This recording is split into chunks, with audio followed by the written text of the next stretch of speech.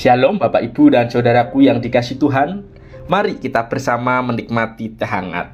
Teduhkan hati, hadirkan semangat.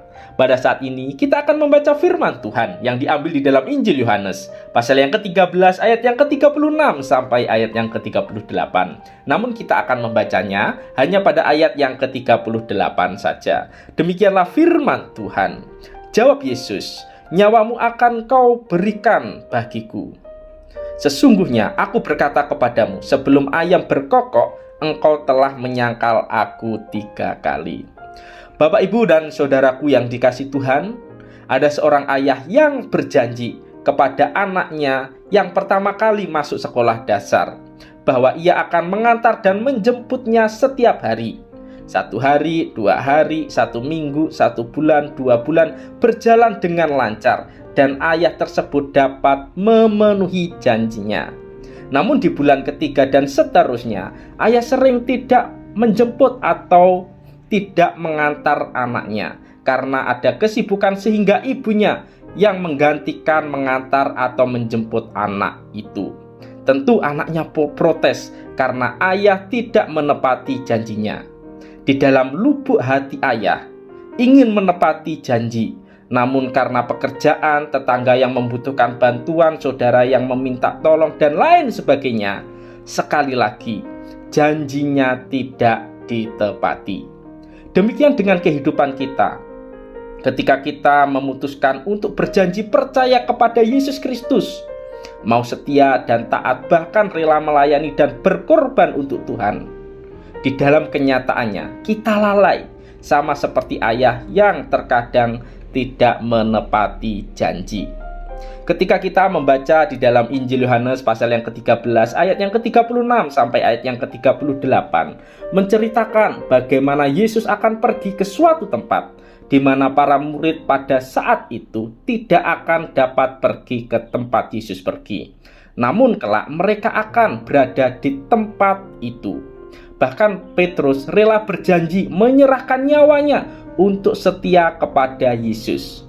Dalam kenyataannya, janji untuk setia dan taat kepada Yesus akan diingkari dengan tanda. Sebelum ayam berkokok, Petrus akan menyangkal Yesus sebanyak 3 kali. Dalam perjalanan iman kita, tidak jarang jatuh bangun terus mempertahankan kesetiaan dan ketaatan kepada Tuhan seperti Petrus. Bagaimana caranya supaya kita tetap setia dan taat di dalam mempertahankan iman kita? Pertama, terus bersekutu dengan Tuhan.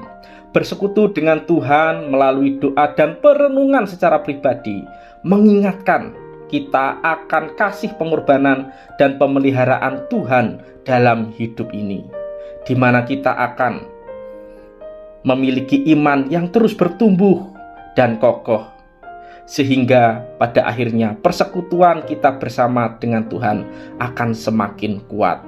Kedua, belajar terus untuk taat dan setia.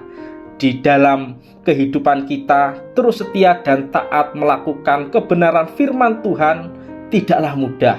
Kita sering jatuh di dalam dosa, menyakiti hati Tuhan dengan tidak melakukan perintahnya, menyakiti hati sesama melalui perkataan, perbuatan, bahkan tingkah laku kita.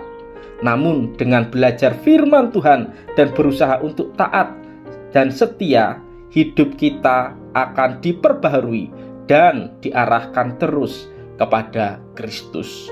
Dan yang ketiga, menyadari anugerah Tuhan.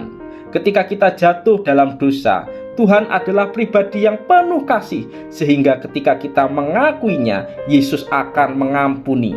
Bukan berarti pengampunan ini disalahgunakan untuk terus berbuat dosa, melainkan pengampunan dan kasih Allah disikapi dengan penuh rasa syukur dan terus berusaha untuk hidup setia dan taat sebagai bentuk kasih kita kepada Tuhan.